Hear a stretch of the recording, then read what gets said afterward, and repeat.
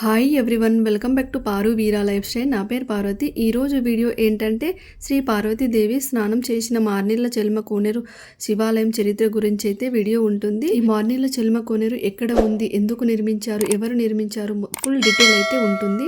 వీడియోని ఎక్కడ స్కిప్ చేయకుండా పూర్తిగా చూడండి, ఫుల్ డీటెయిల్గా అయితే ఉంటుంది. నా వీడియోను ఫస్ట్ టైం కనుక చూసినట్లయితే వీడియోను పూర్తిగా చూసి లైక్ చేయండి, కొత్తగా చూసినట్లయితే సబ్స్క్రైబ్ చేసుకోండి, అలాగే షేర్ చేయండి, నచ్చితే కామెంట్ చేయండి. ఇప్పుడు వీడియోలోకి వెళ్దాము. శ్రీ పార్వతీదేవి స్నానం చేసిన మార్నీళ్ళ చెల్మ కోనేరు ఎక్కడ ఉంది అంటే యాగంటిలో ఉంది. యాగంటికి దగ్గరలోనే ఉంటుంది. యాగంటి నుండి 1 కిలోమీటర్ లేదా 1.5 కిలోమీటర్ డిస్టెన్స్లో ఉంటుంది. చాలామందికి అయితే ఈ కోనేరు గురించి అంత ఐడియా ఉండకపోవచ్చు. చాలామంది ఈ కోనేరును చూడడానికి అయితే వెళ్ళకపోవచ్చు. మేమైతే యాగంటిలో దర్శనం చేసుకొని ఈ కోనేరు చూడడానికి వెళ్తున్నాము. వెళ్ళేటప్పుడు అయితే వ్యూ రోడ్ ఇలాగా ఉంటుంది.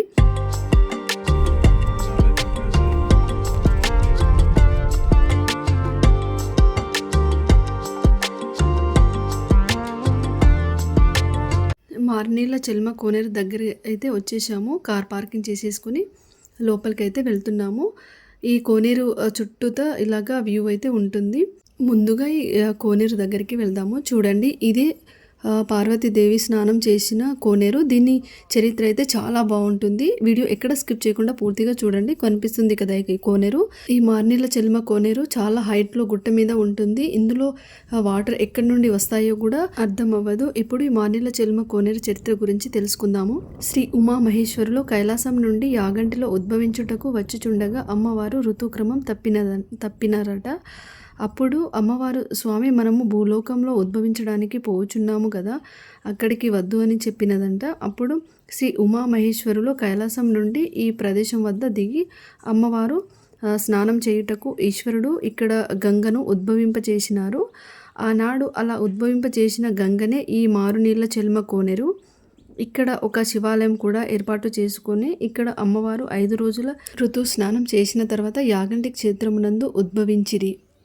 అందుకు గాను ఆ రోజు మొదలుకొని నేటికిని ఈ శ్రీ పార్వతీ దేవి కైలాసం నుండి తన చెలికత్తెలతో వచ్చి ఈ మారునీళ్ళ చెల్మ కోనేరులో నేటికిని శ్రీ పార్వతీదేవి కైలాసం నుండి తన చెలికత్తెలతో వచ్చి ఈ మారునీళ్ళ చెల్మ కోనేరులో ఋతు స్నానం చేయుచుందురని ఇక్కడి స్థల పురాణమైతే చెప్పబడుతుంది.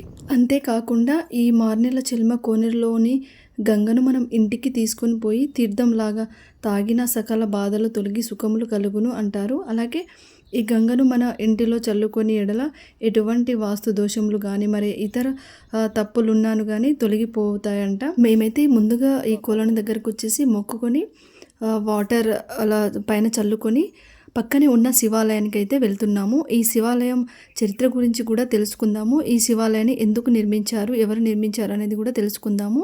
పార్వతీదేవి అమ్మవారు 5 రోజుల ఋతు స్నానం చేసిన తర్వాత అమ్మవారే స్వయంగా ఒక శివలింగాన్ని అయితే తయారు చేసుకున్నారంట. తయారు చేసుకున్న శివలింగాన్ని పూజించడం ప్రారంభించారంట. తర్వాత ఈ శివాలయం అయితే నిర్మించారట. ఈ శివాలయం లోపల సైడ్ ఎలా ఉందో చూడండి.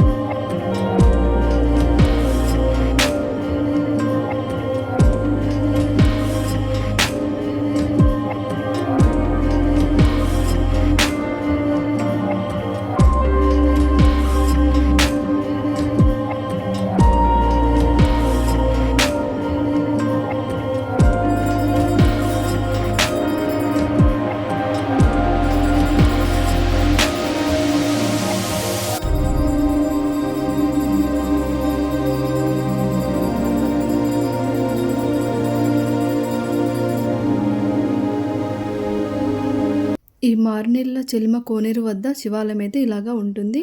ముందుగా అయితే కోనేరును దర్శించుకున్న తర్వాత శివాలయంకి వెళ్ళి దర్శించుకోవాలి.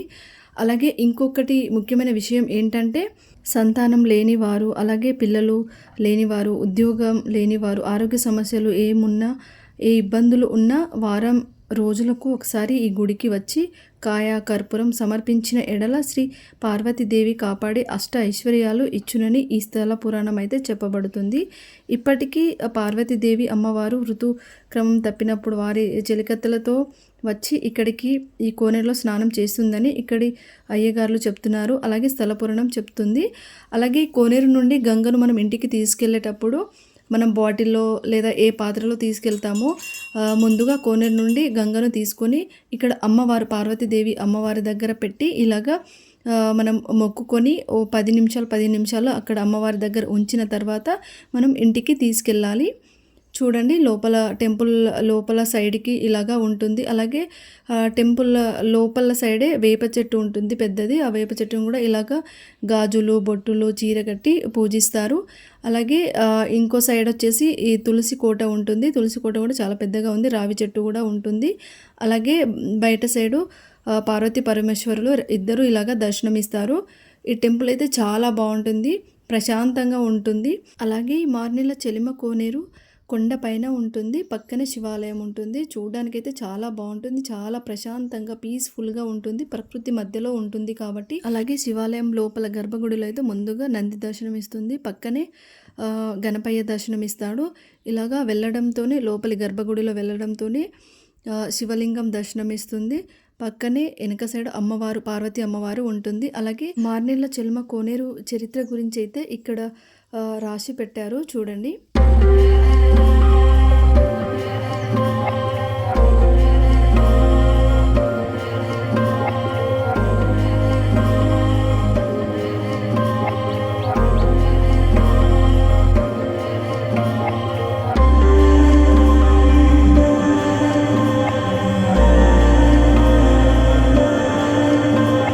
ఈ శివాలయం బయట సైడు ఇలాగా ఉంటుంది చుట్టూతా.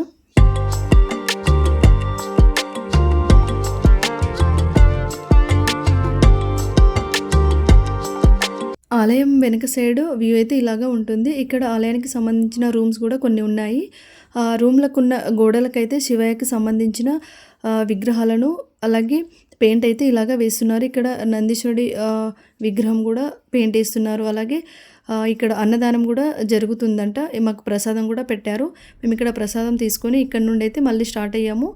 ముందుగా మనం యాగంటి దర్శనం చేసుకొని ఇక్కడికి రావాలి. చాలామందికి అయితే ఇక్కడ ఈ కోనేరు ఉందని చాలామందికి తెలియదు. మీరు యాగంటికి వెళ్తే యాగంటి దర్శనం చేసుకొని ఇక్కడ కోనేరును దర్శించుకోవడానికి రండి, చాలా మంచిదంట ఈ కోనేరును దర్శించుకుంటే. అలాగే వీడియోని లైక్ చేయండి, షేర్ చేయండి, సబ్స్క్రైబ్ చేసుకోండి, నచ్చితే కామెంట్ చేయండి.